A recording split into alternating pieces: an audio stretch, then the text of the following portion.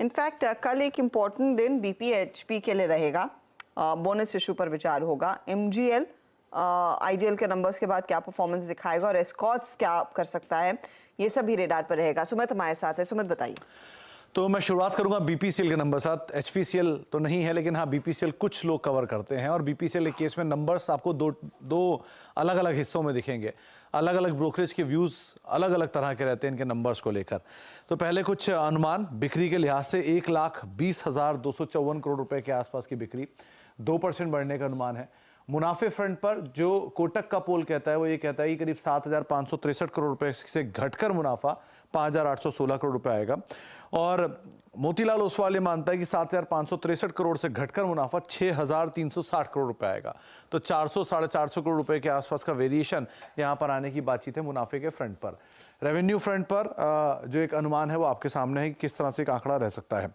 इसके अलावा एक क्यू ऑन क्यू बेसिस पे मुनाफे के अंदर करीब 53% के आसपास ही गिरावट की बातचीत की जा रही है।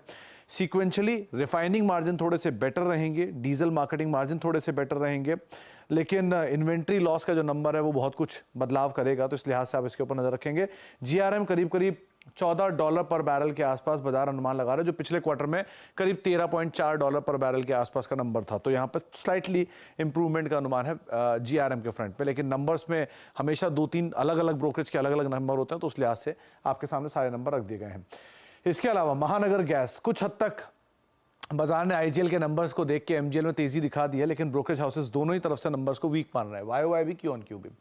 वाईओवाई बेसिस पर करीब 1,570 करोड़ रुपए के रेवेन्यू की बातचीत है। मुनाफा बढ़ने का अनुमान है 286 करोड़ रुपए के आसपास, लेकिन स्लाइटली बढ़ने का अनुमान है।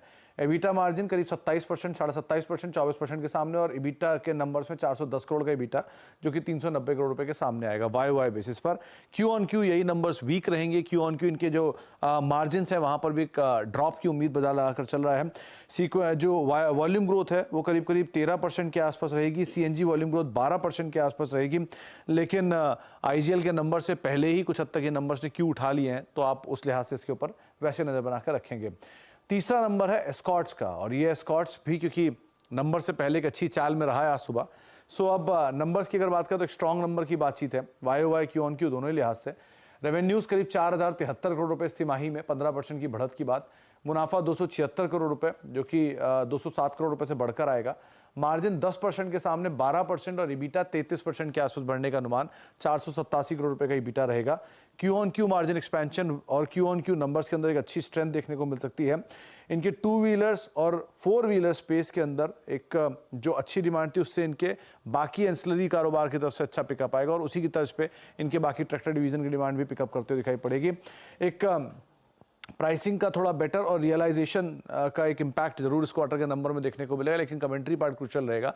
अदरवाइज बाजार नंबर अच्छे मान के चल रहा है, और शायद कुछ हद तक आज की तेजी में डिस्काउंट भी किया है। शुक्रिया सुमित। इन तीनों नंबर से प्रकाश डालने के लिए। एक्सपेक्टेशन बीपीसीएल, एस्कॉर्ट्स, एमजीएल, बहुत बहुत शुक्रिया। तो कुल मिलाकर अगर आप देखें 5 अर्निंग्स के बारे में बात हुई, माफ कीजिएगा 5 अर्निंग्स के बारे में बात हुई। एसबीआई महत्वपूर्ण है उसमें से।